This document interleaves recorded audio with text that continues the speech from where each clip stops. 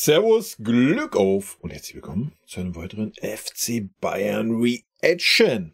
Ja, Reaction, Leute. Pressekonferenz auf Deutsch, nur auf Deutsch, ohne Setzer, aber Reaction. Ja, weil ich 2, 3 idiotische Kommentare unter meiner letzten Reaction hatte, das aus 10 Minuten 30 geworden sind und ich nicht den Tuchel habe aussprechen lassen, bevor ich gestoppt habe.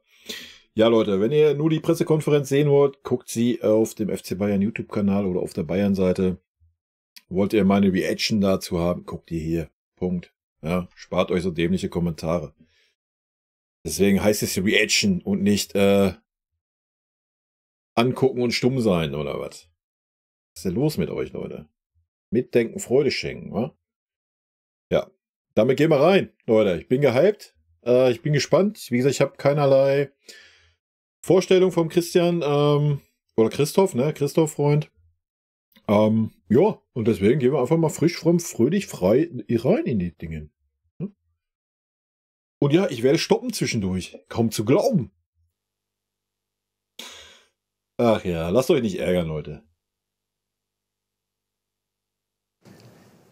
Aber auf so manche Sachen muss ich einfach kurz eingehen. Ja. Guten Morgen, man hört's. Guten Morgen und herzlich willkommen heute hier in der Allianz Arena. Wir wollen Christoph Freund heute als den neuen Sportdirektor des FC Bayern vorstellen und dazu mit... Bin ich mal gespannt, ob die irgendwie darauf eingehen, welche Aufgaben denn er hat und welche Aufgaben er übernehmen darf. Mit ihm auf dem Podium unser Vorstandsvorsitzender Jan-Christian Dresen. An alle herzlich willkommen. Wie ihr wisst, fängt Christoph Freund erst übermorgen am 1. September offiziell als Sportdirektor hier an. Aber wir stellen ihn schon heute vor, damit er am Freitag sich gleich voll in die Arbeit stürzen kann. Am Samstag ja dann schon das Spiel in Gladbach. Er kann sich voll in die Arbeit stürzen, wenn das Transferfenster zu ist. Aber vielleicht, wer weiß, werden wir in Zukunft am Anfang der Transferperiode vielleicht den einen oder anderen Transfer tätigen. Und nicht erst wieder an den letzten 2 Tagen. Dass wir uns auch mal einspielen können und mal eine eingespielte Mannschaft haben zum Saisonstart, das wäre mal eine angenehme Abwechslung. Ich fange selber an mit einer Frage an den Christoph. Du hast lange Jahre erfolgreich bei Red Bull Salzburg gearbeitet, gute Zeit dort gehabt. Warum jetzt der Schritt zum FC Bayern? Ja, erstmal Hallo in die Runde. Freut mich sehr, dass ich erstmal hier sein darf. Schon gleich sympathisch, ne? Dem Akzent. Und nimm mal die Brille ab, das spiegelt so. So bin ich zu euch. Warum der Schritt zum FC Bayern München? Ja, ich hatte jetzt 17 sehr, sehr schöne und erfolgreiche Jahre beim FC Red Bull Salzburg. Und habe mich auch gar nicht so damit auseinandergesetzt, ganz ehrlich, in die letzten Monate, dass ich mich jetzt verändern will oder würde. Ich hatte noch Vertrag bis 2026. Allerdings kam dann die Anfrage vom FC Bayern München. Und der FC Bayern München ist für mich ja ganz ein spezieller Verein, ein großartiger Verein. Der erfolgreichste Verein im deutschsprachigen Raum, der für Werte steht, mit der ich mich sehr, sehr gut identifizieren kann. Und ja, es ist ein absoluter Traum für mich, für so einen großen Verein mit dieser Ausrichtung arbeiten zu dürfen und in Zukunft Teil dieses Vereins sein zu können. Und darauf freue ich mich sehr. Erstmal, was soll er anders sagen? Aber ich nehme ihn das mal ab. Ja, immer diese Frage, die kommt von Red Bull Salzburg oder FC Red Bull Salzburg. Als wenn er dann sagen würde, nee, weißt du was, so FC Bayern habe ich keinen Bock drauf, ist mir zu stressig oder was. Na klar, möchte man in seinem Beruf, den man ausübt, natürlich auch bei den Besten dann aktiv sein, ne? Und vielleicht da auch versuchen, was zu gestalten, was wir ja sehr hoffen bei uns. Ja, vielen Dank, Christoph. Die Frage an den Jan. Was sind die Erwartungen des FC Bayern an den Sportdirektor Christoph Freund? Warum sagt er denn Jan? Das ist doch der Chrissy. Ja, danke, Stefan. Von mir aus auch erst einmal ein herzliches Guten Morgen. Ja, wir haben eine ganze Weile warten müssen auf Christoph. Er hätte sicherlich auch jetzt schon gute Beiträge geleistet. Auf jeden Fall freuen wir uns sehr, dass Christoph jetzt zu uns kommt. Christoph hat einen exzellenten Ruf in der Branche in jederlei Hinsicht. Zu einem, was die Frage des Scoutings betrifft, genauso was die Talententwicklung betrifft und auch was den Arbeitsethos betrifft. Nicht ohne Grund hinterlässt er in Salzburg jetzt mit 6 Pflichtspielen, mit 6 Siegen ein bestelltes Haus. Und das ist auch eben Teil unserer... Bestelltes Haus? Chrissy, was ist da los? Heißt das nicht bestelltes Feld? Bestelltes Haus. Volles Haus kenne ich. Erwartung. Christoph hat in Salzburg ausgezeichnete Jahre hinter sich Und kurz eine Triggerpause nur, um die Leute zu triggern, die das nicht haben können, dass ich mitten im Satz Pause drücke. gebracht, hat wesentlichen Beitrag geleistet, dass Salzburg in den letzten 8 Jahren 8-mal Meister wurde, 6-mal Pokalsieger wurde. Und diese Erwartungshaltung an jemanden auch siegen zu wollen, Titel zu gewinnen, natürlich beim FC Bayern nochmal in einer anderen Kategorie, auch in einer anderen Größenordnung, vielleicht international, die haben wir. Und neben dem hervorragenden Branchenwissen und weiter noch intensiverer Scouting-Arbeit bei unserer Kaderplanung erhoffen wir uns natürlich auch weiterhin das Auge, das er über die vielen Jahre hatte, im Rahmen der Talententwicklung und des Talentscoutings. Ja, aber da muss man auch mal die Talente dann auch entwickeln wollen, ne? Ich meine, wir verleihen jetzt auch wieder sämtliche Talente, die irgendwie noch da sind. Was ja irgendwo okay ist, wenn man die Talente dann mit der Absicht verleiht, dass man ihnen dann auch die Chancen einräumt. Ja, das ist ja bei uns in den letzten Jahren. Ja, Musiala. So, da hört's auf. Ja, das ist so das einzige Talent, wo ich mich dran erinnere, was wir mal irgendwie eingebaut haben. Ja, in der Vorbereitung und so, dann dürfen die immer mal ein bisschen mitspielen. Aber wir haben es letzte Saison gesehen mit dem Tell, den man ignoriert hat. Man kauft dann Gravenberch für 30 Millionen oder 18 Millionen. Sehe ich auch noch. Ja, eigentlich schon hat er den nächsten Step gemacht vom Talent weg. Aber seit solche Spieler lässt man verhungern. Wie willst du dann sagen, wie es mit Paul Wanner ist, riesig angekündigt, riesen Trombo gemacht, dass der Vertrag verlängert wurde, der wollte eigentlich wechseln. Man hat ihm das Blaue vom Himmel versprochen. Das ist jetzt auch schon wieder ein Jahr her und er hat nicht ein Spiel bei uns gemacht. Ja, also I don't know. Guck dir den Nkunku an. Ja, der war nicht an Tag 1 so gut, wie er dann geworden ist in Leipzig. Ja, das ist ja wohl auch klar. Die Spieler müssen sich halt entwickeln können und dafür müssen die Spieler halt auch spielen. So, und wenn dann die Mannschaft oder die Etablierten schon so schwächeln, wie sie letzte Saison geschwächelt haben und man dann den jungen Talenten trotzdem nicht die Chance gibt, I don't know why, um seinen eigenen Arsch irgendwie nicht zu gefährden als Trainer oder als Führung, was weiß ich, von wo die Anweisungen da kommen. Ja, dann wird es schwer, auch in Zukunft. Ja, klar, im Idealfall, keine Ahnung, such dir einen Zweitligisten raus, der ist wahrscheinlich dankbar. Schließ eine Partnerschaft mit dem ab, dass deine kompletten Jugendspieler alle dahin gehen. So, die du entwickeln möchtest. Ja? Und dass die immer mindestens ein Jahr da sind. Sowas in der Richtung wäre eine Möglichkeit. Eine andere Möglichkeit ins Ausland, obwohl Ausland immer nochmal eine andere Sache ist für so junge Spieler. Uns fehlen halt die Trainer, die die Eier dazu haben. Ja, so ein Louis van Gaal ist der letzte, an den ich mich erinnere.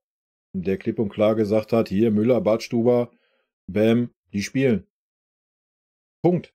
Der hat gar keine Diskussion zugelassen. Die spielen, fertig. So. Ja. Punkt. Ja.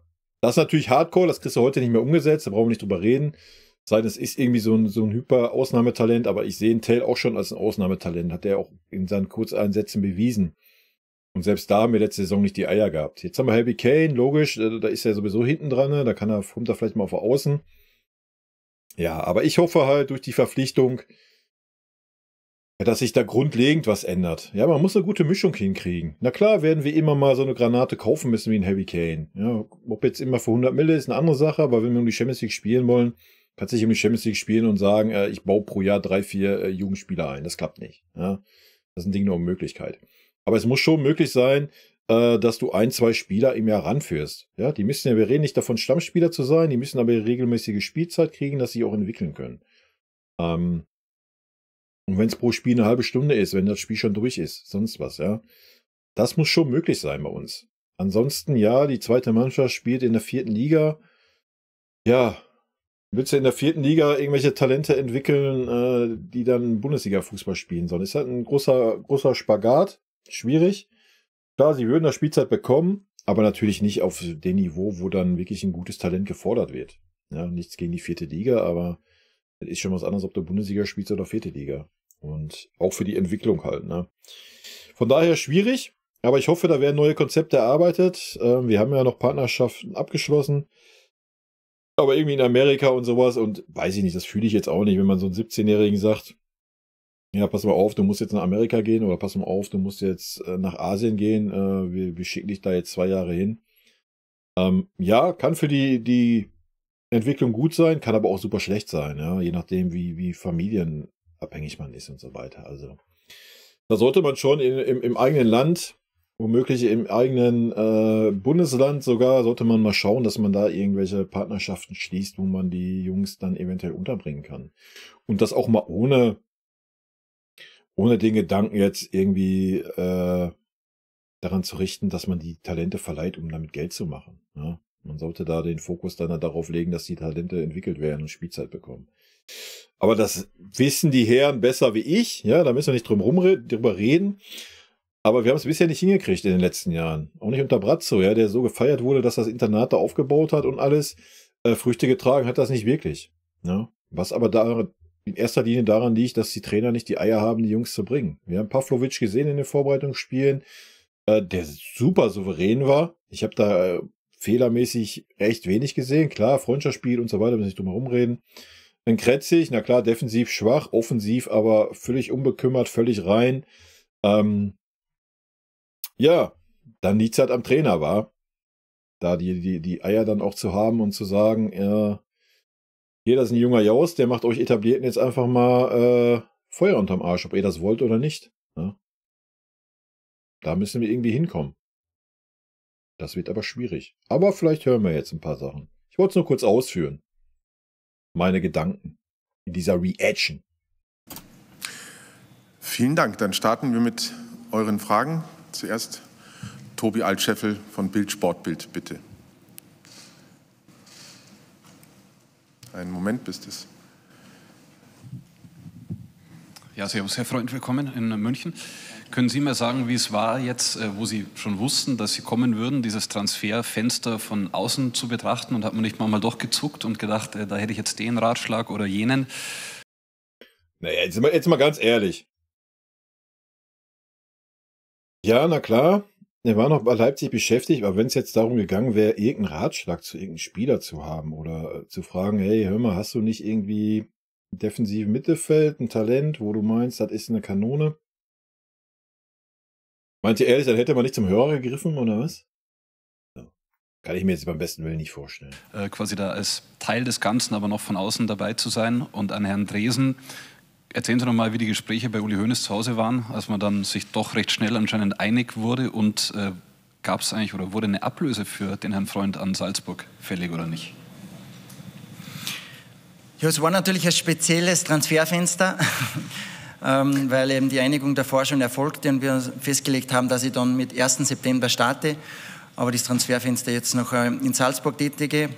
Und es war gar nicht so komisch für mich, weil ich wirklich nur total fokussiert und eingespannt war in Salzburg, weil wir einiges noch umgesetzt haben, auch noch einen Trainerwechsel vollzogen haben, was eigentlich nicht so geplant war in Salzburg.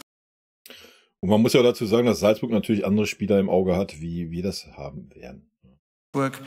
Also mir war ganz, ganz wichtig, dass ich Salzburg richtig gut hinterlasse, dass da ein gutes Gefühl entsteht, dass die Saison wieder... Ist ja auch verständlich, wenn man so lange Zeit da war, ne? Richtig gut laufen kann. Ich glaube, das ist gelungen, der Start ist gelungen. Also ich gehe da mit einem richtig guten Gefühl weg jetzt. Aber natürlich hat man immer wieder nach München geschielt, was da so passiert, hat das so mitbekommen, aber wirklich...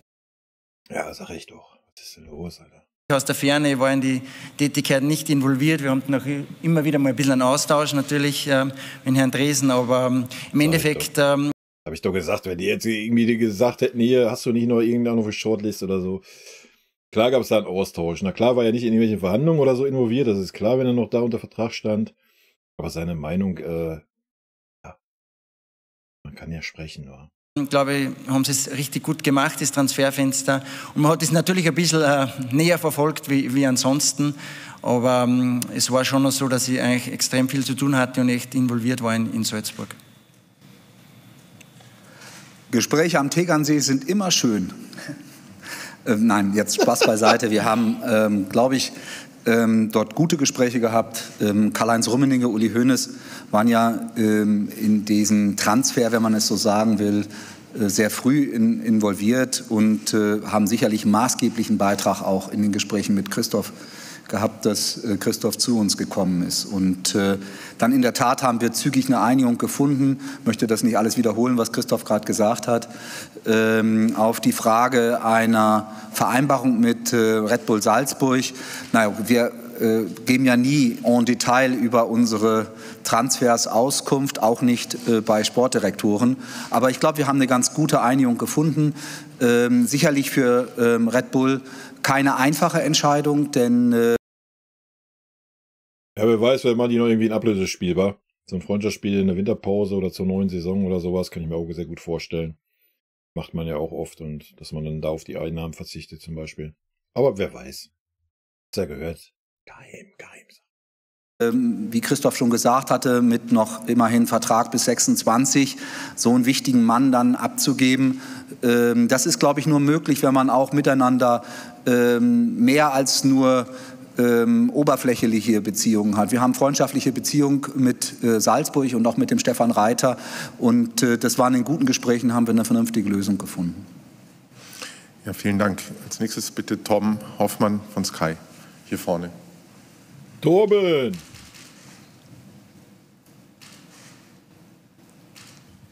Was ist denn da los mit dem Mikrofon? Wird das da von Mann zu Mann gereicht oder was? Also das ist noch ein Verbesserungspotenzial vorhanden bei unserem Verein. Soll ich mich mal holen da als ITler? Ich rüste da mal den alten Pressekonferenzraum mal aus, ey.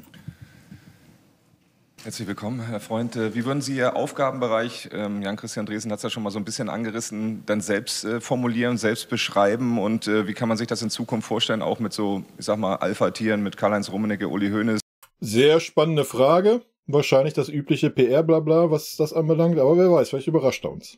Jan-Christian Dresen ist ja auch schon eine Weile dabei beim FC Bayern München vorstellen, also haben Sie da komplett freie Hand oder müssen Sie dann immer doch nochmal links und rechts im Büro nochmal anklopfen? Das Aufgabengebiet umfasst es von einem Sportdirektor. Da geht es eben um die Mannschaft, ums Trainerteam, um den Staff. Einfach viele Fäden werden zusammenlaufen, auch um die Zusammenarbeit im Verein mit dem Campus. Ich glaube, die Kommunikation im Verein ist mir ganz ein wichtiges Anliegen. Auch die Entwicklung von Talenten, wie kann man die heranführen? Das ist ja nochmal eine andere Geschichte. Halleluja!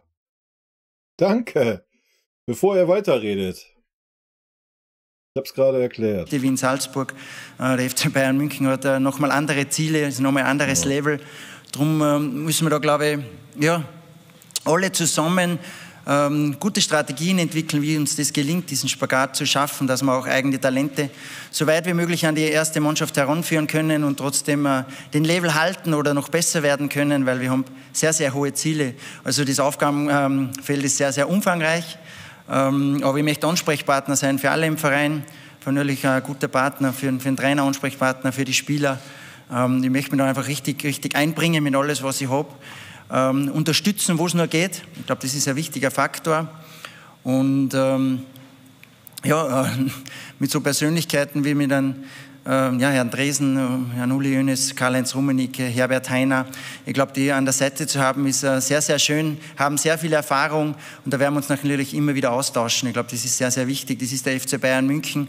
Aber das tagtägliche Geschäft, für das bin ich gekommen, soll ich bewerkstelligen, soll ich umsetzen.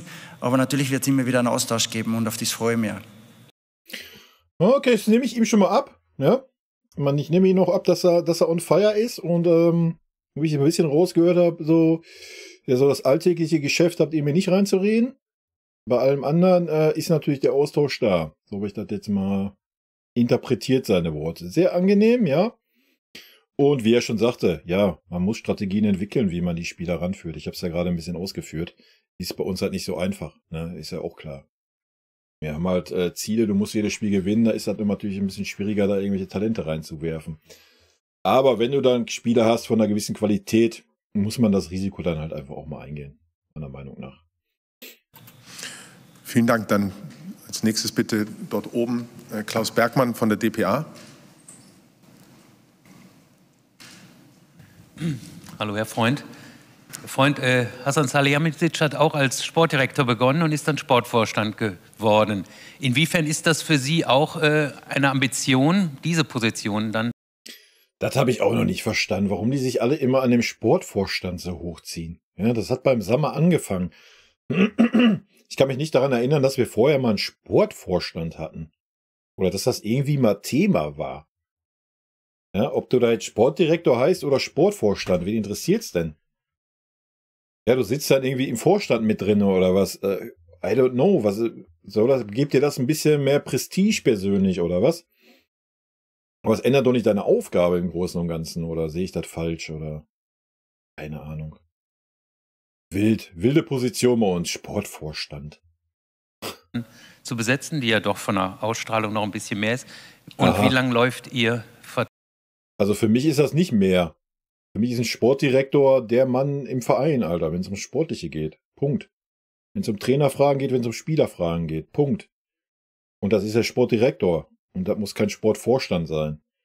Klar, schlimm wäre es, wenn der Sportdirektor nochmal einen Sportvorstand als Aufsichtsperson hätte oder sowas. Ja, dann würde ich auch sagen, dann stimmt was nicht. Aber ansonsten, welcher Titel da steht, ist doch völlig Wumpe, oder? Was ist hier mit meinem Stuhl hier? Vertrag eigentlich? Mein Vertrag läuft bis 2027. Also ich habe 4 Jahre unterschrieben. Also das ist jetzt nicht mein Bestreben. Ich konzentriere mich richtig auf die Aufgabe, auf den Inhalt. Das ist, glaube ich, das Wichtigste. Alles andere kommt. Das war auch in Salzburg so, als ich begonnen habe, vor 17 Jahren, habe ich jetzt nicht einen klaren Karriereplan gehabt oder zu dem Zeitpunkt muss das und das eintreten. Ich glaube, das Wichtigste ist, dass man eine gute Arbeit leistet, dass man mal richtig gut ankommt, dass man den Verein kennenlernt, dass man da ein Teil davon wird und dann ergeben sich Dinge. Wichtig ist, dass wir gemeinsam erfolgreich sind, dass wir gemeinsam Ziele erreichen, dass ich mich einbringen kann, hoffentlich gut, und dann werden die anderen Dinge passieren, und ich bin sehr, sehr happy, dass ich jetzt hier als Sportdirektor beginnen darf. Ja, so sieht's aus. Perfekte Antwort. Ja, vielen Dank. Dann als nächstes Heiko Niederer von der Bild-Zeitung. Weiß auch nicht, warum stellt man solche Fragen? Ich verstehe den Sinn dahinter immer nicht. Will man da schon immer irgendwelche Sachen schüren oder was? Mal gucken, ob der irgendwie Neidfaktor hat, dass er jetzt kein Sportvorstand ist, sondern nur Sportdirektor oder was weiß ich. Was ist der Hintergrund dieser Frage jetzt gewesen? Ja? Verstehe ich immer nicht. Ich meine, wenn du irgendwo neu anfängst im Beruf, dann fängst du auch erstmal an und dann nach einem Jahr oder du hast eine Probezeit und dann steigst du vielleicht auf eine Gehaltsklasse und so weiter und so fort. Ist doch alles der normale Lauf der Dinge, oder? Bitte. Hallo Herr Freund, erstmal willkommen in München. Es wurde gerade schon angesprochen, Ihnen eilt der Ruf voraus, dass Sie gerade für Talente ein sehr gutes Auge haben und da natürlich auch sehr erfolgreich in Salzburg gearbeitet haben. Deshalb meine Frage, was wäre Ihnen jetzt wichtiger bei Bayern, den nächsten Erling Haaland quasi zu finden oder den nächsten Top-Transfer wie Harry Kane zu machen in Zukunft? Ja, sowohl als auch kommt jetzt als Antwort. Und Herrn Dresen gleich noch eine Frage, was die Transfers angeht. Benjamin Pavard ist jetzt mit Inter, glaube ich, durch. Kann man schon was sagen, wie es da mit der Nachfolge weitergeht? Wenn wir da schon was sagen könnten, dann würde es auf der Internetseite stehen. Zuletzt die Namen Eric Dyer, Chalobah von Chelsea gehandelt. Kann man da schon was sagen? Danke. Ich glaube, am wichtigsten ist, dass wir erfolgreich sind, gesamt als Verein mit dem FC Bayern München, dass wir unsere Ziele erreichen, sowohl sportlich als auch wirtschaftlich. Und ich glaube, da schließt das eine das andere nicht aus. Es ist auch, glaube ich, wirtschaftlich auf sich gesehen für Bayern München sehr, sehr wichtig, immer wieder Talente zu entdecken, Top-Talente zu entwickeln und nicht nur immer teure Stars zu kaufen. Aber das eine schließt das andere nicht aus. Und das wird auch in Zukunft so sein, dass wir richtig gute Top-Stars zu uns holen, die richtigen, hoffentlich auch in Zukunft. Direkt mal einen kleinen Seitenhieb verteilt am Brazzo. Und es uns in Zukunft auch hoffentlich öfter gelingt, wie in den letzten Jahren hier, dass wir Top-Talente heranführen und vielleicht auch den einen oder anderen vom Campus durchbringen. Das wäre sehr, sehr schön. Beides sind große Ziele, aber ich würde es nicht ranken, was wichtig ist. Wichtig ist dann, glaube ich, der Mix von beiden zusammen, dass wir eine richtig gute Mannschaft am Platz haben. Perfekt. Ihr merkt selber, ne? Ich hätte auch Sportdirektor werden können. Wir haben dieselben Ansichten. Vielleicht kann ich mich ja als Assi bewerben bei ihm. Die linke Hand. Vielen Dank. Dann. Ja, Benjamin Pavard ist gestern Abend nach... Schon wieder, ne? Der Christi wird manchmal echt vergessen, ne? Bei der PK. Es gibt aber einen Rüffel danach, doch. Mailand geflogen, das ist richtig, das kann ich bestätigen. Wie immer steht jetzt dort heute der Medical an und wenn er den besteht, dann in der Tat, das ist jetzt auch kein Geheimnis mehr, dann werden wir Benjamin nach Inter abgeben. Ja, da ganz kurz nochmal. Oh, perfekter Blick eingefangen von Chrissy. Natürlich die richtige Entscheidung. Nochmal, Pavard war schon letzte Saison Stinkstiefel bei uns. Wenn er nicht als Innenverteidiger spielen durfte. Davor das Jahr fing das schon an. Er hat keinen Bock auf diese Pose, hat er geäußert. Er hat klar geäußert, dass er den Verein verlassen möchte. Ja, und das hätte man dann auch ein bisschen ruhiger über die Bühne bringen können. Weil nochmal, ich erinnere mal an den Fall Alaba. Was ist denn wohl angenehmer? Wenn ein Spieler sagt, komm, pass auf, ich bin jetzt so und so viele Jahre hier, ich würde gern Innenverteidiger spielen, das kann ich hier nicht. Ich möchte dann nicht wenn die Saison zu Ende ist, möchte ich gerne den Verein verlassen. So bekommt ihr noch eine Ablöse. Und dann sind alle Seiten glücklich. Ja, ist doch der bessere Weg, als einen auf Alaba zu machen und sagen, ja, ich möchte aber hier gerne 20 Millionen verdienen und nee, kriege ich nicht, dann bin ich weg. So. Was ist denn jetzt der bessere Weg? Der bessere Weg ist doch, das ein Jahr vorher zu lösen. Ne? Und dann halt zu sagen, jo, alles klar. Dann nehmt doch das Geld für mich und dann könnt ihr das Geld reinvestieren. Was wir im Fall Alaba jetzt als Beispiel mal nicht konnten. Ja? Von daher, alles gut. Ne? Über die Art und Weise kann man jetzt streiten, die Benji da am Tag gelegt hat, aber ich würde ihm da gar nicht so den Vorwurf machen, ja? Weil da hätte der Verein halt schon viel, viel eher aus dem Knick kommen können. Nochmal, das war am Ende der letzten Saison schon klar. Der da schon klar geäußert gehabt. Ja, da war noch ein Brazzo und Olli da, aber es ist doch nicht so, dass die Herren, die da jetzt in Verantwortung waren, das nicht wussten. Ne? Ja, man hat halt auf Zeit gespielt und hat gedacht, wir blasen dem Jungen ein bisschen Zucker im Arsch, wir stellen ihn in jedem Spiel auf, der Trainer schmeichelt ihn ein bisschen und dann wird er schon noch bleiben. Ja, und genau das ist eben nicht der Fall. Ja. Da haben wir kein gutes Bild abgegeben. Aber das haben wir ja, wollen wir jetzt aber auch nicht so einen großen Vorwurf machen. Wie gesagt, alles relativ kurzfristig da mit der Taskforce und so weiter. Man hätte es eleganter lösen können, ich denke von beiden Seiten. Und für mich, ja, viel Glück, Benji. Benjamin hat bei uns 4 wirklich gute Jahre gehabt. Der Höhepunkt wahrscheinlich auch für ihn in seiner Karriere. Dieses 6-Titeljahr in 2020, wo er dann auch im Weltpokal das entscheidende Tor geschossen hat. Ja, das ist so ein bisschen, wie ich am Montag sagte, da habe ich noch von der Dunkelheit gesprochen, der Regen ist ja vorbei jetzt. Es wird langsam wieder heller. Aber noch ganz sind die Wolken noch nicht weg. Insofern sind wir natürlich am Schauen. Das Transferfenster hat noch 2 Tage offen, aber... Naja, Fakt ist, es muss was verpflichtet werden. Punkt. Ja. Fakt ist auch, man hätte den Stanley da nicht abgeben sollen. Es war so unlogisch, weil es klar war, dass ein Pavard wechseln wird. Und es war auch klar, dass man nicht auf die 30 Mille verzichtet. Wenn der Spieler nicht verlängert, dann muss man die 30 Mille mitnehmen und nicht ihn zwingen, ein Jahr da zu bleiben. Von daher habe ich ja schon im anderen Video gesagt, für Stanley war es natürlich gut, perfekt. Er kann ein Jahr vielleicht mehr Spielpraxis sammeln, wird man auch noch sehen. Ja, und wir müssen jetzt halt was Neues verpflichten halt, ne? Was halt Rechtsverteidiger spielen kann oder Rechtsverteidiger und defensives Mittelfeld. Wir werden sehen, ob einer kommt, ob 2 kommen. Ja, wie immer auf den letzten Drücker bei uns. Namen würde ich ungern aktuell dort weder bestätigen noch dementieren. Ja, vielen Dank. Dann haben wir Herrn Krischel, bitte. Ihr müsst euch dann selber einigen, wer zuerst. Servus, Herr Freund. Jetzt habe ich heute Morgen gehört, dass ein gewisser Richard Kitzbichler mit Ihnen nach München kommt. Können Sie das bestätigen? Und wenn ja, wie wird dann da Hat er schon eine linke Hand oder was? Wollte doch eine Bewerbung schicken. Seine Aufgabe aussehen und das Zusammenspiel. Ja, das kann ich bestätigen. Der Richard Kitzbüchler wird auch mit 1. September beim FC Bayern München Jetzt bin ich enttäuscht. Jetzt muss ich mich als die linke Hand vom Richard Kitzbühler bewerben. beginnen und wird im Bereich Top-Talente-Entwicklung und Leihspielerentwicklung seine Tätigkeit haben, da als Schnittstelle fungieren zwischen Lizenzspielerbereich und Campus. Ich glaube, das ist ganz, ganz ein wichtiger Bereich, wo wir in Zukunft einfach noch besser werden wollen, wie wir Spieler, die im Campus ausgebildet wurden, dann ermöglichen können oder Strukturen schaffen können, dass sie den höchsten möglichen Level erreichen können. Ich habe einfach gelernt und festgestellt in den letzten Jahren, dass es extrem wichtig ist, wenn man dann von U18, U19 zu den Erwachsenen übergeht, dass dieser Bereich ganz, ganz ein wichtiger Faktor und ein wichtiger Bereich ist, wie man da die Talente dann weiterentwickelt, dass man die richtigen Levels findet, wo können sie eingesetzt werden.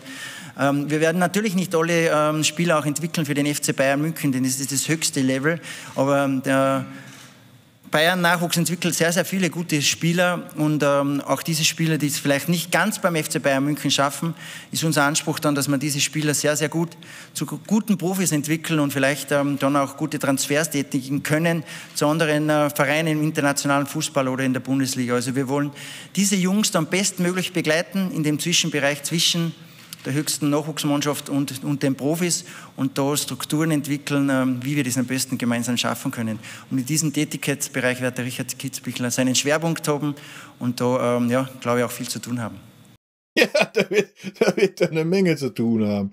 Aber ja, es macht Sinn, dass man dafür einen Experten hat. Ne? Das ist ja, was ich vorhin sagte, das ist das große Problem bei uns seit Jahren, dieser Übergang halt. Ja, vielen Dank. Dann gleich daneben, der Herr. Florian Schimmack, Merkur TZ, grüß Gott, Herr Freund. Jetzt haben wir viel über die Transfers gesprochen. Wie sieht denn für Sie der perfekte Bayern-Transfer aus? Harry Kane für 10 Millionen. Und wo, wenn Sie am Samstag beim Spiel da sind, wo sehen wir Sie dann? Auf der Tribüne, auf der Bank? Danke. Der perfekte Bayern-Transfer, ich glaube, da gibt es unterschiedliche Transfers und es gibt unterschiedliche Spielertypen, unterschiedliche Charaktere, die man in einer Mannschaft braucht. Man braucht absolute Führungsspieler, die wir zu uns holen, die sofort funktionieren, eine Führungsrolle einnehmen. Man braucht Jungs, die herangeführt werden, die dann reinwachsen. Ich glaube, es macht immer die Mischung aus. Darum kann man nicht sagen, das war jetzt der perfekte Bayern-Transfer. Vielleicht sitzen wir in 2 oder 3 Jahren da hoffentlich und sagen, der Harry Kane war der perfekte Bayern-Transfer, weil wir haben so viele Titel gewonnen und er hat unglaublich viele Tore geschossen und ist eine unglaubliche Führungspersönlichkeit und hat der Mannschaft einfach zu dem Zeitpunkt so gut getan. Es kann aber auch sein, dass wir in 5 Jahren hier sitzen und sagen, boah, der perfekte Bayern-Transfer war jetzt ein junger Spieler, was wir mit 18 Jahren zu uns geholt haben und jetzt mit 21, 22 hat er diese Rolle eingenommen. Darum glaube ich, hoffentlich können wir über viele perfekte Bayern-Transfers in Zukunft sprechen, aber das kann man nicht genau festlegen, wer das jetzt sein oder wie der genau ausschauen kann. Ja, es kann unterschiedlich sein, ganz klar. Und die zweite Frage war nochmal? Bank oder Tribüne. Werde ich jetzt mit dem Thomas auch nochmal besprechen. Das werden wir dann heute noch oder morgen festlegen, wie wir das handhaben gemeinsam. Aber ich freue mich schon sehr auf die enge Zusammenarbeit mit dem Thomas und das werden wir jetzt einmal gemeinsam besprechen. Ja, vielen Dank. Dann der Herr oben. Thomas Klinger ist mein Name, vom Bayerischen Ferns. Hi. Vom Bayerischen Ferns. Grüß Gott, Herr Freund. Was ich noch ein bisschen gerne, was mich mehr interessiert, ist, wenn wir reden, die Bayern haben im Moment, bleiben wir bei den Tieren, sage ich jetzt mal, haben immer 12 Ender verpflichtet. Und wir reden jetzt über die Bambis. Wie schaffen Sie das genau über diese Strukturen, aus dem Bambi möglichst schnell einen 12 Ender zu machen? Also wie kann man das schaffen? Weil das ist ja der große Herangehen. Da ist der Sprung deutlich kleiner in Salzburg gewesen. Und jetzt hier ist es wirklich echt gewaltig. Das ist die große Herausforderung und das ist mir bewusst, dass der Sprung ganz anderer ist und darum müssen wir da kreativ sein und müssen viel uns Gedanken machen, wie wir das schaffen können, so viele Bambis wie möglich dann zu größeren Tieren zu entwickeln. Das ist uns in Salzburg sehr, sehr gut gelungen in den letzten Jahren, aber auch da war es nicht immer so. Da haben wir uns auch entwickelt, haben wir das für uns in Salzburg, wie es da gelaufen ist, wirklich fast perfektioniert und haben eine super Struktur entwickeln können. Und das wird hier einiges an Zeit sicher auch benötigen, um uns da zu verbessern. Und es ist eine andere Herausforderung, ein anderes Gap ist dazwischen, ganz klar. Und darum wird es sehr spannend werden. Aber auf das freue ich mich, weil da, glaube ich, noch viel Luft da nach oben ist und bin überzeugt. Da ist ganz viel Luft nach oben. Dass wir uns da noch verbessern können und auch werden und dann der Campus noch vielleicht mehr Bedeutung gewinnen kann an dem gesamten Konstrukt. Und das, glaube ich, ist für den ganzen Verein dann sehr schön, wenn wir das hinbekommen, dass man das noch enger verzahnt und dass wir da eine gute Struktur schaffen und verschiedene Möglichkeiten für die Jungs entwickeln können, wie sie ihr höchstmögliches Level erreichen können. Ich glaube, das ist ein wichtiger Ansatz. Ja, vielen Dank, Christoph, und vielen Dank, Thomas, für die Frage. Du sitzt im Scheinwerferlicht. Ich konnte dich nicht erkennen. Ich glaube, Tobi Altscheffel nochmal von der Sportbild.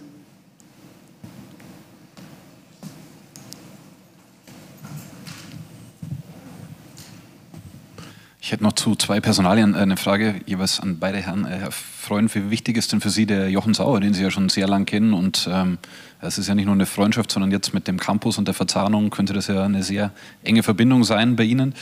Und Herr Dresen, der Marco Neppe hatte jetzt eine, sag ich mal, wichtigere Rolle, nachdem der Hasan Salihamidzic nicht mehr da war. Wie wird sich das im Zusammenspiel mit dem Herrn Freund jetzt ergeben? Also wer von den beiden ist mehr für die sportlichen Belange, für Transfers zuständig? Wie ist das Zusammenspiel angedacht? Danke. Soll ich starten? Bitte. Herrn Jochen kenne ich natürlich schon lange. Wir haben sehr gut zusammengearbeitet in Salzburg, über 6 Jahre. Und darum freue ich mich auch sehr auf die Zusammenarbeit mit Jochen. Wir kennen uns, schätzen uns. Und darum, das ist, glaube ich, kein Nachteil, wenn man sich gut kennt und der andere vom anderen auch weiß, wie er ein bisschen tickt und wie man sich aufeinander einlassen kann. Das ist ein großes Vertrauensverhältnis. Und darum freue ich mich sehr auf die Zusammenarbeit mit Jochen. Und das wird ein ganz wichtiger Faktor sein, wie ich vorher schon gesagt habe, dass diese Verzahnung, diese Zusammenarbeit enger funktioniert, dass die Kommunikation gut funktioniert, dass es da einen engen Austausch gibt. Und das, glaube ich, wird sehr gut funktionieren. Da bin ich sehr positiv. Und es ist kein Nachteil, dass wir uns kennen. Ja, Marco Neppe und ich haben jetzt die letzten 2 Monate sicherlich sehr intensiv zusammengearbeitet. Ich glaube, Marco hat einen großen Beitrag geleistet jetzt in dem Transfermarkt. Wir waren sehr intensiv unterwegs in einzelnen Wochen oder Tagen. Und natürlich ändert sich das jetzt ein Stück weit, dann mit dem Beginn von Christoph Freund ab dem 1.9. Christoph hat ja gerade schon einmal ein Stück weit skizziert, auch die Funktionsbeschreibung eines Sportdirektors. Natürlich wird Marco Neppe als technischer Direktor, da gibt es ja Überlappungen, wird auch weiterhin natürlich in die Kaderplanung mit einbezogen sein. Die Fäden laufen dann beim Christoph Freund zusammen. Er hat die sportliche Richtlinienkompetenz, damit am Ende des Tages auch als Sportdirektor die Verantwortung. Ich habe es ganz am Anfang, als ich hier einmal an meinem ersten Tag gesessen habe, einmal gesagt, miteinander, füreinander. Mir ist es wichtig, dass wir hier im Team funktionieren. Dafür... Sorry. Ja. Da sind wir bei derselben Sache wie Sportvorstand, technischer Direktor. Das ist wie in den ganzen Berufen mit irgendwelchen komischen Namen mittlerweile.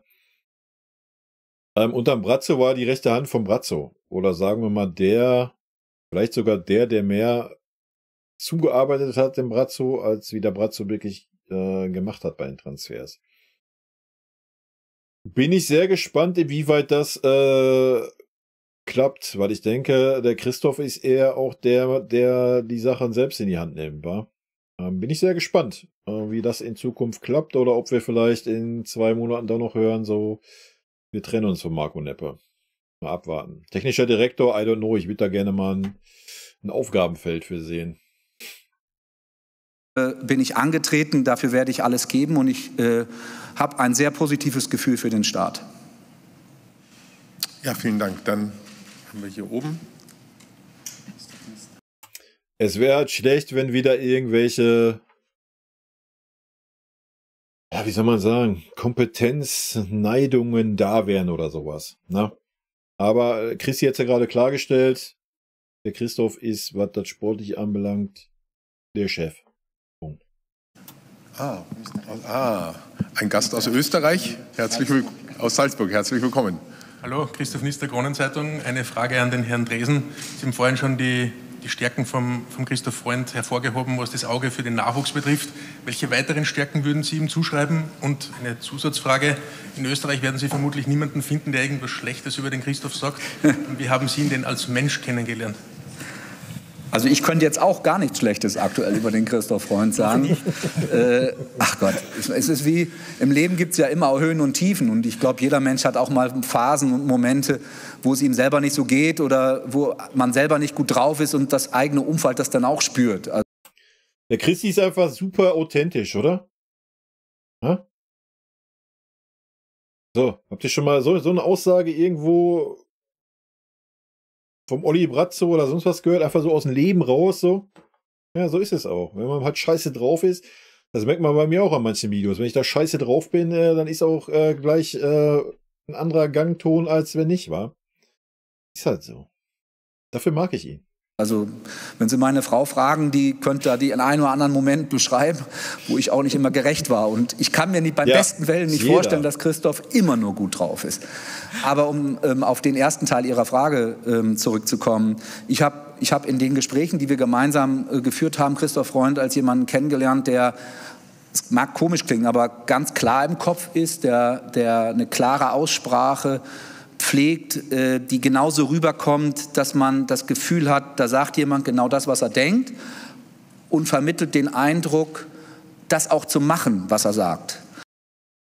Uiuiui, das könnte man jetzt, wenn man böse wäre, was ich heute eigentlich nicht bin, aber das könnte man auch so, ich meine jetzt auch so eine Frage, die man da gestellt kriegt.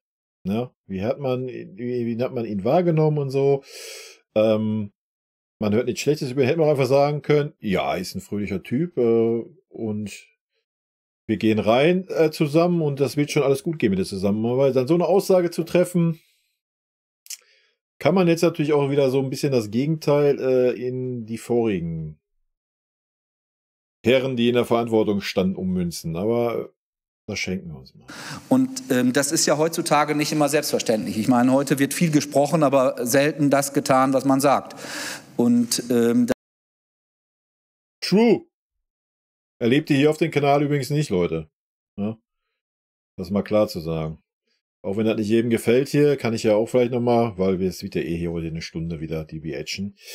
Auch wenn das nicht jedem gefällt, meine Art und Weise, das habe ich ja auch öfters in den Kommentaren, bla, Sülz, dass ich halt mal zu emotional bin, mal eine Beleidigung drop, mal den Kimmich zu sehr bashe, keine Ahnung habe von dem, was ich erzähle und so weiter.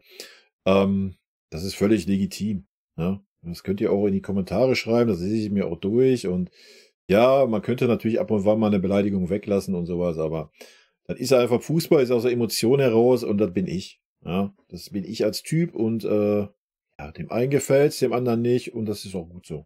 Ja? Und das wird sich auch nicht ändern hier. Punkt. Das scheint mir beim Christoph Freund, und das hat er in Salzburg bewiesen, eine ganz prägende Eigenschaft zu sein, auch für den Erfolg, den er dann dort hatte. Und das hat überhaupt nichts zu tun dann nur mit der Frage, ob Talente oder renommierte Spieler, sondern eben auch mit anderen Dingen, die auch als Sportdirektor einbewegen. Und in Salzburg ist sicher Führungskraft. Ja, genau das, was beim Bratzo gefehlt hat. Führungskraft, klare Aussagen. Ja, dass ich einen Trainer nicht unbedingt immer verbrennen kann. Nehmen wir jetzt zum Beispiel mal so eine Personale Kimmich. Ist klar, wenn der Trainer da jetzt irgendwie draufkloppt, dann ist das Verhältnis mit dem Spieler durch. Und dann wird das auch nichts mehr.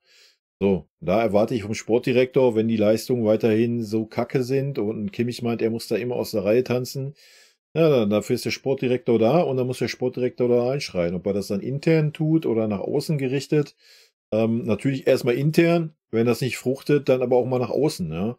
Und ich bin da sehr gespannt, was wir da in den kommenden Wochen dann mal so einstellungsmäßig bei dem einen oder anderen Spielern auch mal eine Veränderung feststellen werden. Das kann ich mir sehr gut vorstellen. Ne? Das ist halt auch den Anspruch, den ich an einen Sportdirektor habe, dass klar ist er ein Bindeglied, ja, natürlich, aber er ist immer noch dem Trainer übergeordnet und natürlich auch den Spielern. Und der muss dann auch mal klare Kante sagen. Und so wie der Christi das gerade sagt, ja, wenn er das so ist, wie ich das auch bin, klare Worte, die man meint und darauf auch Taten folgen lassen, dann bin ich da guter Dinge, dass sich da vielleicht auch in dieser Sache ein bisschen was ändert, weil machen wir uns alle nichts vor, das riesengroße Problem ist doch teilweise, oder was heißt teilweise, ist bei vielen Spielern einfach die Einstellung. Ja? Einfach die Einstellung, dass viele Spieler denken, ja, ich kann hier auch mit 50% performen, das reicht locker aus. Wir wissen, dass so ein Kimmich ganz anders performen kann. Ein Goretzka, ein Gnabry, das haben wir alle schon gesehen. Ja? Aber das zeigen sie halt seit Monaten nicht. Punkt. Und das hat Gründe. Ja? Und da erwarte ich mir auch einen gewissen Effekt vom Sportdirektor, der dann da mal nicht nur hier wie Brazzo, Friede, Freude, Eierkuchen, alle im Arm nehmen, ich hab euch alle lieb, alles ist gut, sondern dann auch mal sagen, wenn die Leistung nicht stimmt und wenn die Einstellung nicht stimmt, da mal klare Worte findet, ne? Und vielleicht dann auch mal den Tuchel sagt, hör mal, du kannst dich nicht da hinstellen und sagen, du hast keine Ahnung, woran das liegt. Und dass im Training alles top ist, im Spiel nichts läuft. Also auch da, ne? Jetzt Ansagen auch mal an Herrn Tuchel geben. Sicherlich das Zusammenspiel auch mit Stefan Reiter in der Frage der wirtschaftlichen Notwendigkeiten auch ein enges gewesen. Noch enger womöglich als bei uns, weil alles etwas kleiner ist. Aber da kommt dann eben auch Kompetenz und Geradlinigkeit zum Vorschein. Das sind beispielsweise Attribute. Genauso, das hatte ich vorhin ja versucht damit schon zu erwähnen, das hat mir wirklich sehr gut gefallen, dass man eben bis zum letzten Tag, da wo man ist, eine gute Arbeit hinterlässt, dass man auch bis zum letzten Tag alles gibt, um ein bestelltes Haus zu hinterlassen. Erstens mal ist unsere Branche, in der wir unterwegs sind, ohnehin trifft man sich da immer wieder, aber ich finde, das ist eine Grundsatzeinstellung im Leben, die sollte man pflegen und das hat Christoph Freund, glaube ich, par excellence dort gemacht. Vielen Dank. Dann haben wir noch mal Heiko Niederer von der Bild-Zeitung, hier vorne bitte.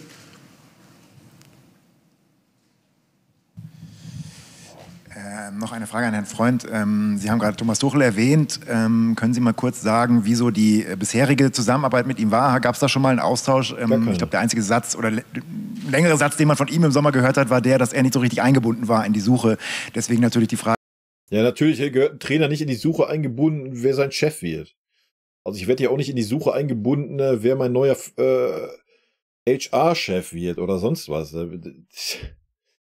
Da bindet der CEO mich ja nicht mit ein. Such dir mal den nächsten Chef aus oder was. Also da muss man jetzt auch mal, wir können ja von flache Strukturen reden, aber irgendwo ist dann auch Ende, wa? Weil, ja, der Freund ist dann halt einfach Respektperson dem Trainer gegenüber, ja. Der täglich auch mitkriegt, was Phase ist und so weiter. Deswegen auch ganz wichtig, dass wir wieder einen Sportdirektor haben, der auch nah am Trainerteam ist und mitkriegt, wie was läuft hin und her, ja. Ist immer noch eine ganz wichtige Personalie, die uns bisher abging. Ja, und deswegen erwarte ich da schon einen gewissen Effekt in den nächsten Wochen auch. Auch bei den Spielern. Frage, wie ist da jetzt der Austausch und wie stellen Sie sich auch den Austausch in den kommenden Wochen und Tagen vor? Und noch an Herrn Dresen eine ganz andere Frage. Es gab diesen Sponsorendeal mit Ruanda jetzt und da gab es auch Kritik wieder von Human Rights Watch. Können Sie da vielleicht einmal ein Wort zu sagen, einmal zu der Kritik und auch wie es zu diesem Sponsorendeal kam? Danke. Ja, der Thomas Tuchel hat ja gesagt, wir kennen uns nicht, wir haben uns tatsächlich nicht gekannt und das war so.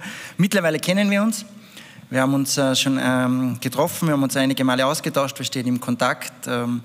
Ich kann nur sagen, dass ich das Treffen oder der Austausch extrem gut ist, extrem positiv und ich freue mich richtig drauf, mit dem Thomas und mit seinem Trainerteam zusammenzuarbeiten.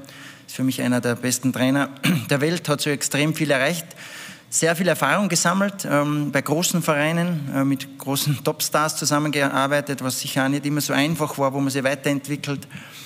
Und der Austausch soll sehr, sehr eng sein, das habe ich immer so gepflegt, das ist mir extrem wichtig, dass wir ein gutes, enges Vertrauensverhältnis hat zum Trainer, ist einfach so eine wichtige Personalie für den ganzen Verein und natürlich für die Mannschaft, dass das ganz, ganz ein wichtiger Faktor ist für erfolgreiche Zusammenarbeit, dass man sich eng austauscht, dass man offen miteinander umgeht, dass man gute Kommunikation pflegt und darum freue ich mich richtig drauf und wie schon gesagt, es waren sehr, sehr gute erste Gespräche und bin da sehr, sehr positiv. Ja, das ist richtig. Wir haben eine Partnerschaft begonnen mit Ruanda. Wir haben das ja auch anders als ich das irgendwo gelesen habe, nicht versteckt, sondern wir haben es auf dem Rasen kundgetan. Das würde ich jetzt mal nicht als Verstecken sehen wollen, sondern wir sind da ganz offensiv mit umgegangen. Warum gehen wir nach Ruanda oder was ist einer der Beweggründe? Einer der Beweggründe ist, dass wir Afrika als Kontinent der Chancen sehen. Das ist auch jetzt kein Claim, den wir uns ausgedacht oder erfunden hätten, sondern Afrika bietet unglaublich viele Möglichkeiten. Wir sind nicht die Ersten und werden sicherlich auch nicht die Letzten sein, die in Afrika Engagements beginnen. Und insofern ist der Gang auf diesen Kontinent, vielleicht ein auch jetzt intensiverer Gang auf diesen Kontinent, Teil unserer Internationalisierungsstrategie und Teil auch unserer Ideen, Jugendfußball, Kinder- und Jugendfußball zu unterstützen und zu fördern, um dadurch womöglich auch am Ende selber auch wieder Talente zu finden für uns, Teil unserer Arbeit. Die Kritik haben wir natürlich vernommen, die habe ich vernommen. Ja, was soll ich dazu sagen? Wir haben uns sehr intensiv mit Ruanda beschäftigt. Es gibt nach wie vor große Armut auch in Ruanda. Wer sich aber mit Ruanda beschäftigt, wird feststellen, dass dort seit vielen Jahren daran gearbeitet wird, wirtschaftlichen Wohlstand zu entwickeln. Und es gibt dort weniger Menschen als in anderen Ländern Afrikas, die unter der Armutsgrenze leben. Die Bundesrepublik pflegt seit über 60 Jahren mit Ruanda Partnerschaften. Im letzten Jahr ist unser Bundeskanzler Scholz im Juni in Ruanda gewesen. Seit März vergangenen Jahres gibt es eine Klima- und Entwicklungspartnerschaft mit Ruanda. Es gibt das Goethe-Institut dort, es gibt die Friedrich-Ebert-Stiftung dort, es gibt diverse EU-Projekte in Ruanda. Alles Dinge, die das Bemühen haben, erstens wirtschaftlichen Wohlstand, Entwicklung zu fördern in Ruanda. Und unser Beitrag an dieser Stelle kann ja nicht sein, dass wir Infrastrukturprojekte fördern. Wir sind jetzt auch keine Altruisten, die in die Welt hinausgehen und nur Gutes tun, sondern natürlich hat das bei uns auch immer mit einem Nutzen für uns zu tun.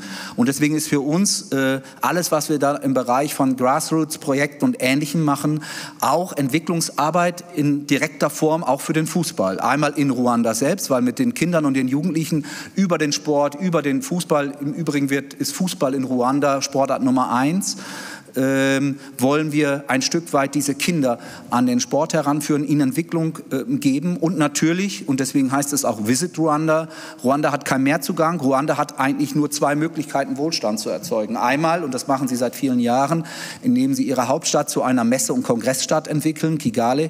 Wer mal dort gewesen ist, wird sich davon selber überzeugen können. Und eben zum Zweiten über den Tourismus. Und deswegen kommt dieser Claim auch zustande, es ist ein wunderschönes Land. Wir waren dort selber vor Ort. Mein Kollege Andi Jung hat mit einer Abordnung dort die Kolleginnen und Kollegen dort besucht. Also insofern glauben wir und hoffen wir auch, dass wir dort einen Beitrag werden leisten können. Ja, zu dem Thema ist ja schon im Discord einiges geschrieben worden. Bin ich absolut nicht im Thema, Leute. Kann ich jetzt nicht sagen, hier, so wie ich es bei Katar gemacht habe, wo ich klare Kante gezeigt habe, das ist meine Meinung. Kann ich euch hier nicht bieten. Bin ich absolut null im Thema. Ja, so gar nicht. Müsste ich mich echt auch erstmal mit auseinandersetzen. Sobald ich da mal die Zeit und die Ruhe zu habe, werde ich das sicherlich auch tun. Und dann wird da sicherlich auch mal meine Meinung zu kommen. Was er jetzt so gesagt hat, klingt plausibel. Ich finde es auch gut, dass er sagt, natürlich, weil das wäre dann meine Kritik gewesen, wenn er es nicht gesagt hätte, sind wir jetzt nicht hier die Wohltätigkeitsverein, sondern wir sind ein Fußballverein. Weil sonst wäre die Sache gewesen, ja, wenn da so viele Menschen unter der Armutsgrenze leben, warum muss dann Ruanda uns irgendwie kolportierte 5 bis 8 Millionen im Jahr zahlen, um Platin-Partner, Sponsorpartner zu sein? Das würde dem Ganzen so ein bisschen oder widerspricht dem Ganzen generell ein bisschen, ja. Aber wie er selbst sagte, ja, na klar, am Ende des Tages müssen wir auf uns schauen. Und ja, es ist ein Sponsor, wir bekommen da Geld für. Die Frage ist, das gilt es natürlich dann auch nachzuweisen in, was weiß ich, sagen wir mal 1, 2 Jahren.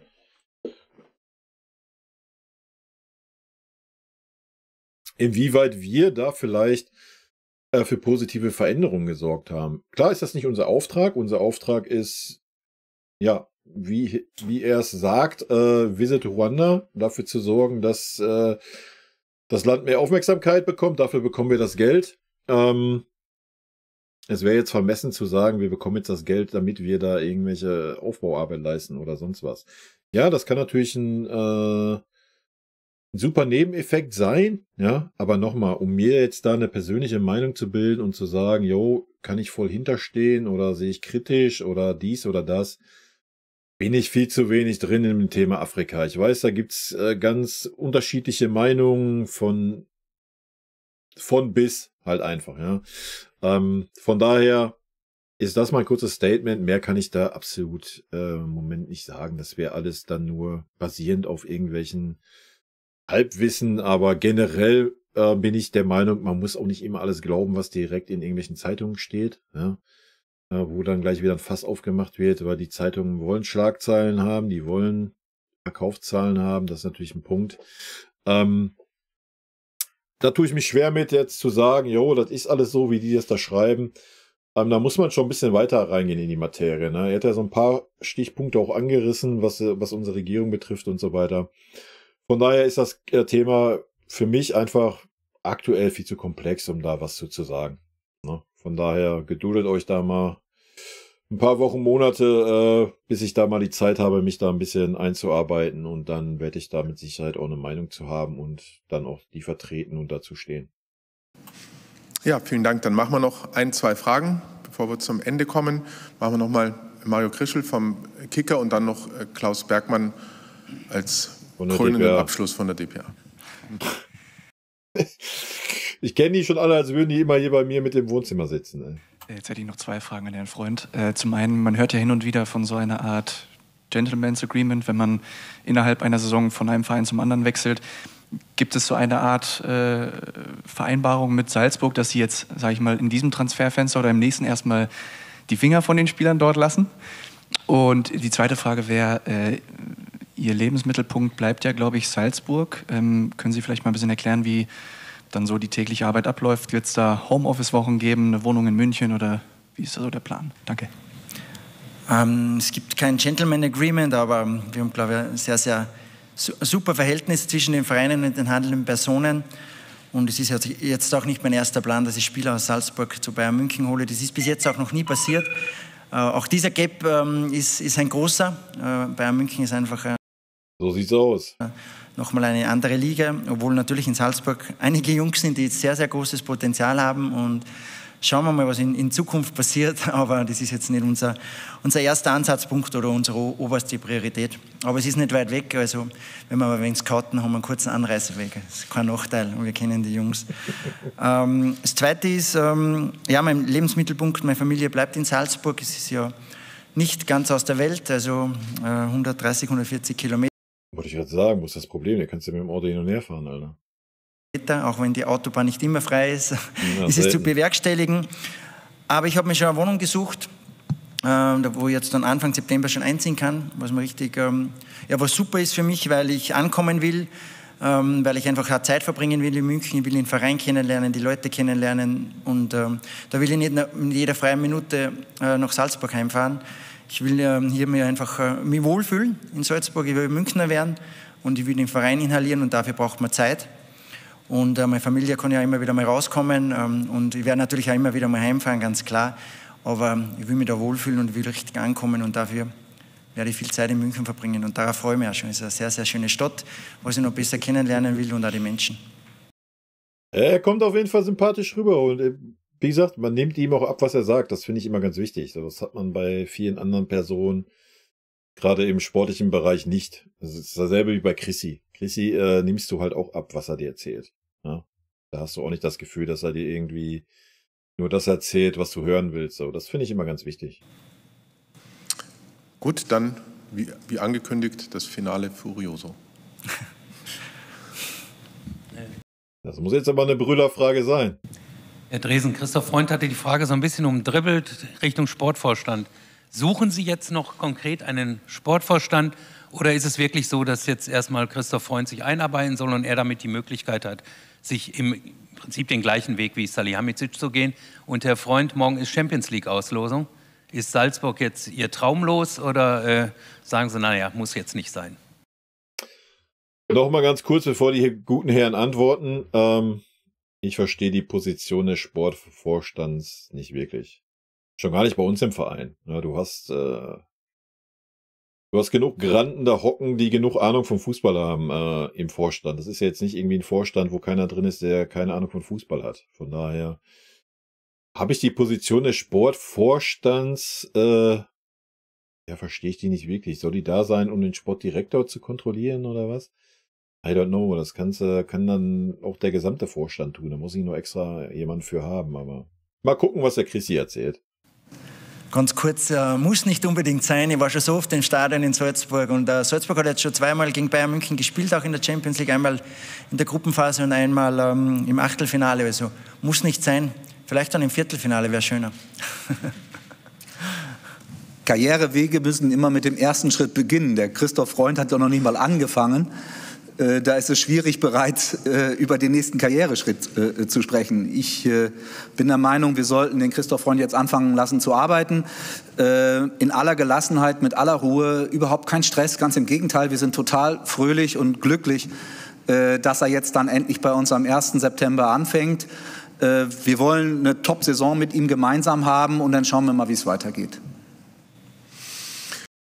Also interpretiere ich da mal so, dass es keinen Sportvorstand geben wird und dass natürlich, wenn die Performance stimmt, er dann auch den Titel Sportvorstand bekommen kann.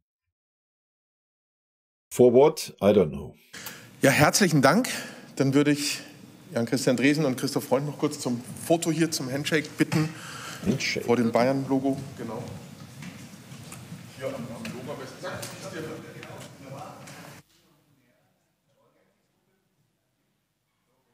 Guck mal, wie unbeholfen sie beide sind, ey. Da siehst du schon, was für Art Typen das sind, ey.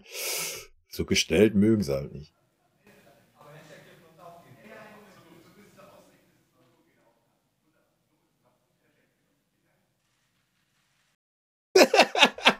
Ja, gutes Schlussbild, Leute. Ja, okay. Sehr interessante Pressekonferenz. Erster Einblick in unseren neuen Sportdirektor. Sehr erfrischend, wie ich finde. Wie habe ich ja gerade schon gesagt, so die Art und Weise, wie er rüberkommt, nehme ich ihm auf jeden Fall ab. Und ich habe es auch schon gesagt, so was meine Ansprüche sind. Ich erwarte schon ein bisschen, dass da auch mal in Richtung Mannschaft und vielleicht Trainer dann auch ein bisschen mehr Feuer reinkommt. Bin ich sehr gespannt. Und ja, wir werden es die nächsten Wochen wahrscheinlich nicht, die nächsten Monate eher dann mal ein bisschen genauer oder uns genauer eine Meinung bilden können. Aber auf jeden Fall sehr sympathisch. Man nimmt ihn ab, dass Aufbruchsstimmung da ist bei ihm und ja, ich freue mich drauf. Leute, das war's. Rot-weiße Grüße gehen raus. Bleibt gesund. Bis dann. Tschüssi.